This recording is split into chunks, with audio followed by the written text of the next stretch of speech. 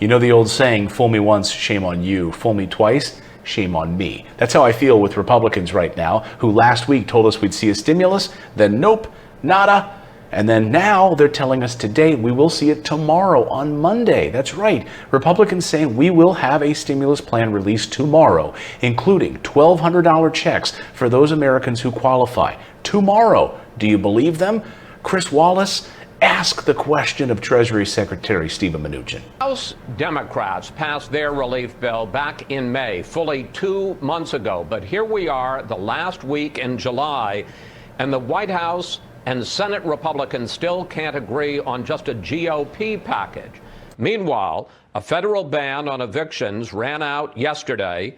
Federal unemployment benefits run out on Friday, and the last checks have already gone out. And the payroll protection program for businesses is running out early next month. I see where this is going. This is not going to be an easy question for anyone to answer, will it? Here's Senate Democratic leader Chuck Schumer. They have been so divided, so disorganized, so unprepared that they have struggled to even draft a partisan proposal within their own conference. They can't come together. Won't millions of Americans and millions of businesses pay the price because the White House and Senate Republicans can't get your act together? Ouch. How do you come back from that? Well, Chris, first let me say I think that's an unfair characterization. The administration and the Senate Republicans are completely on the same page. Mark Meadows and I were up yesterday just working on technical issues in the drafts. We had previously agreed on all these issues earlier in the week. We want to move forward quickly. The bill will be introduced Monday, and we're prepared to act quickly. This is all about kids and jobs. This is our focus, and we want to make sure something gets passed quickly so that we deal with the unemployment and all the other issues. Oh, okay. So you wanted to get something passed quickly. Thank you.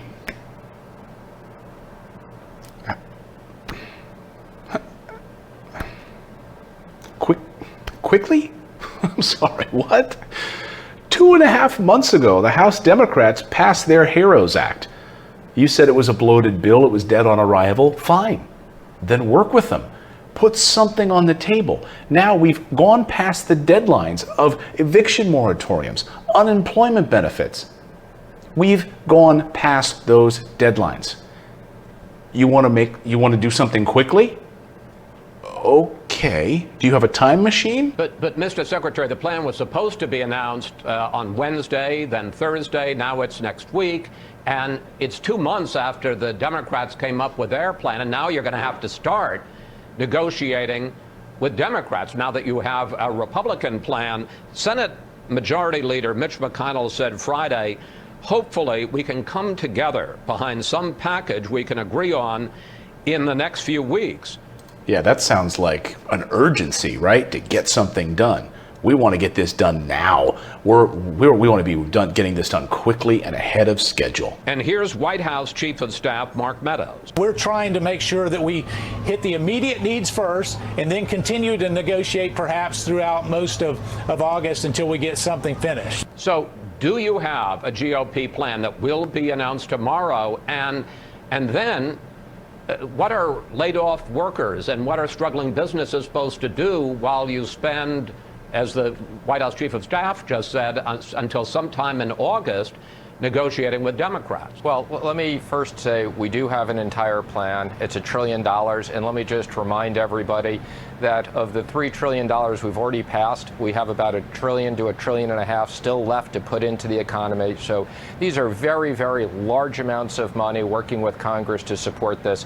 And what Mark Meadows was saying is that within the $1 trillion package, there are certain things that have timeframes that are a bigger priority. So, right, and I'll tell you what those bigger priority timeframes are: eviction moratoriums that ran out last week, unemployment benefits that ran out last week. So now these are a priority for Republicans. Thank you for serving the American people. You had 2.5 months. You took an entire month of July off so you could go to the beach and relax. And Americans are suffering, millions of them. And now as Florida hits the highest single day of cases for COVID-19 and now has surpassed New York State as the most cases in the United States. A state that failed to close quickly enough and then reopen too soon is now the epicenter for this virus. It's a case study in what not to do. All accounts, Florida has been a disaster, and the leadership there has been a disaster. So the reason that these companies can't reopen, it's not that they don't want to have their waiters or employees come back, it's that they can't due to safety issues. On top of that, even if they do reopen, they're operating at 50% capacity. They're not even able to have enough tables in the space to provide them the revenue that they would need to even sustain their business right now. They have no choice. They need money. And the people that rely on those paychecks, those employees that are there, you're slashing their money now.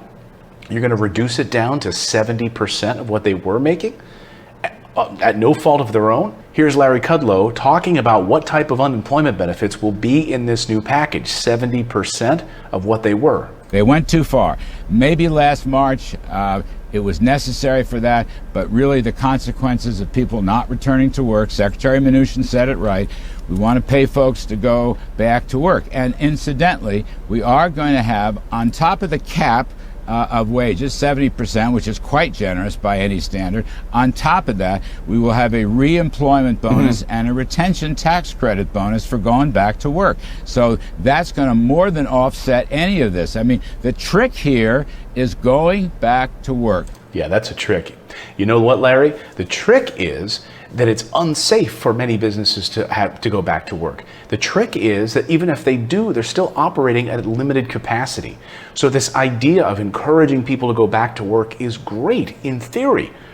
But the fact of the matter is these restaurants, the service industry, these maitre d's and hostesses and hosts and bars and all of bartenders, they can't serve people in these small places because it's unsafe. And therefore, they don't have the wages, they're out of work, the restaurant can't reopen because of safety issues. We saw what happened in these hotspots. We saw what happened in bars and nightclubs that became the epicenter of these outbreaks. Texas had to start closing them down again. These are Republican governors, by the way, Greg Abbott and others, who said, okay, we need to stop this bars and restaurants thing right now. This is where it's happening. This is where the spread is happening. So the idea that we're going to be slashing wages, slashing benefits, and then giving back to work bonuses to just forcing people to get back is a flawed plan. It's a totally flawed plan. If you want to look at these other countries, I've seen so many of you leave me comments here in the comments section and say, why aren't we following what other countries have done to great success? I don't know. I do not know. I don't know how it's possible. How we cannot see what's worked in these other countries, how they've managed to mitigate this disaster, keep unemployment at 5%, make sure that people's businesses don't collapse, and keep money injecting into the economy in the form of consumer subsidies and stimulus. It's not rocket science. It's working in other countries. Why won't it work in our country? Because we're too disheveled and there's been a lack of leadership. And so Nancy Pelosi, whatever you think about her, they got unified back 2 months ago and passed a House bill. Yes, there's tons of crap in there I don't like, but there's tons of stuff in there I do like. Rental assistance, landlord assistance, hazard pay, frontline workers, money for state and local governments, which are hemorrhaging money right now. Small business assistance, education assistance, hospital assistance, increased testing. It was all in there. So strip out the things you don't like, the liberal BS that goes into these bills sometimes.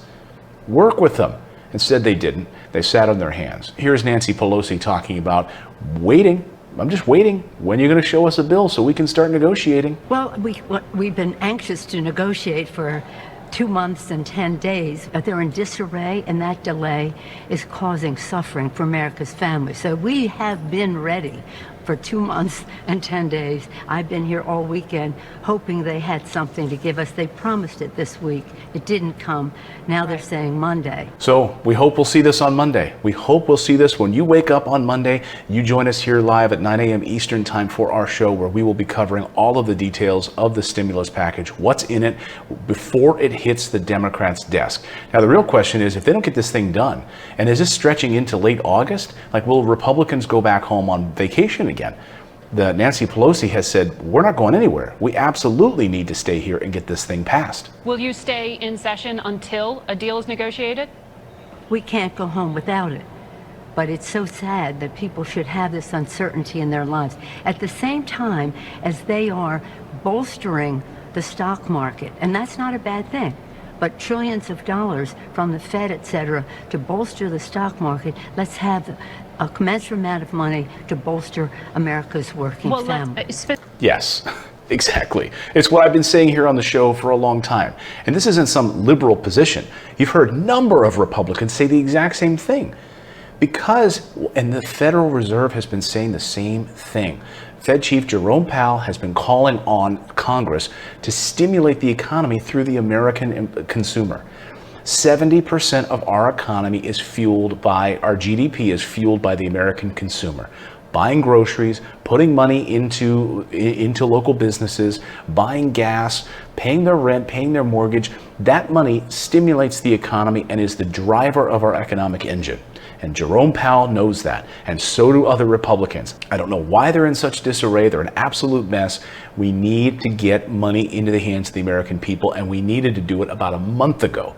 So join us here tomorrow, 9 a.m. Eastern Time, normal. Set that little bell notification when you subscribe to our channel so you don't miss a thing. We will be covering all of this and more on The Big Show. Thank you so much for tuning in for this late Sunday edition of our economic update on what's going on with the craziness of this stimulus. We'll see you next time, everyone.